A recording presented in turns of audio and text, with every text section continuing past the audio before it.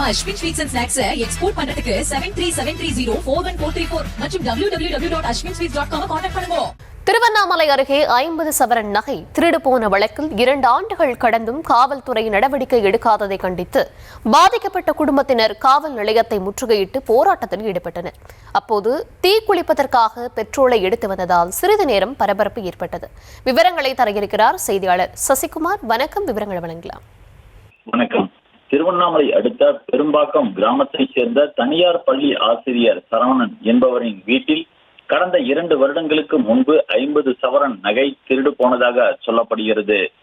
இந்த 50 சவரன் நகையை மர்ம நபர்கள் திருடி சென்றுள்ளதாகவும் இது குறித்து மேற்கு காவல் நிலையத்தில் புகார் அளித்தும் கடந்த 2 வருடங்களாக வழக்கு நடவடிக்கை எடுக்காமல் திருவண்ணாமலை மேற்கு காவல் நிலைய போலீசார் காலம் தாழ்த்தி வருவதாகவும், இதனால் ஆத்திரமடைந்த சரவணன் குடும்பத்தினர் கை குழந்தையுடன் குடும்பத்தாரோடு திருவண்ணாமலை மேற்கு காவல் நிலையத்திற்கு முற்றுகையிட்டு சாலையில் அமர்ந்து போராட்டத்தில் ஈடுபட்டதால் கிரிவலப்பாதையில் பரபரப்பான சூழ்நிலை ஏற்பட்டது.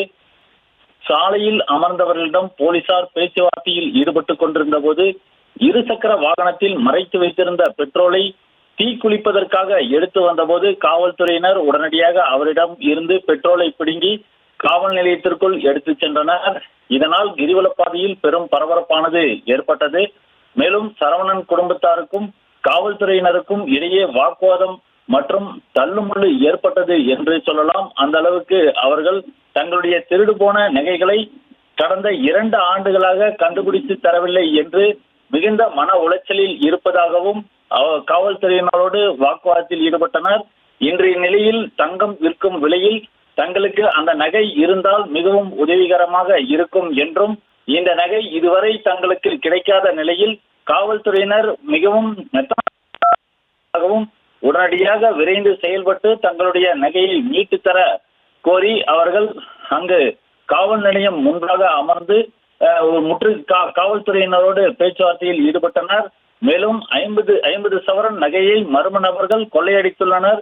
இது குறித்து காவல் நிலையத்தில் புகார் அளித்தும் திருடு போன நகை கிடைக்கும் என்ற நம்பிக்கையில் இதுநாள் வரை இருந்ததாகவும், தற்போது வரை கிடைக்காத நிலையில் தற்போது இது போன்ற ஒரு நடவடிக்கையில் ஈடுபட்டிருப்பதாக அவர்கள் கண்கலங்க தெரிவித்தது அங்கு இருந்தவர்களுடைய மிகுந்த ஒரு கலங்கத்தை ஏற்படுத்தி இருக்கிறது என்றே சொல்லலாம்.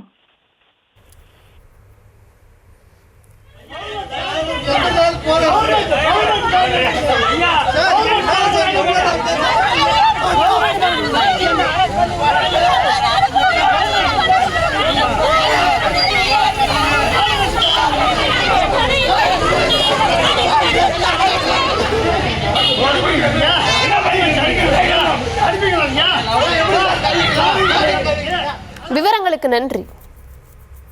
நம்ம Ashwin sweets and snacks export பண்றதுக்கு 7373041434 மற்றும் www.ashwinsweets.com கான்டாக்ட் பண்ணுங்க.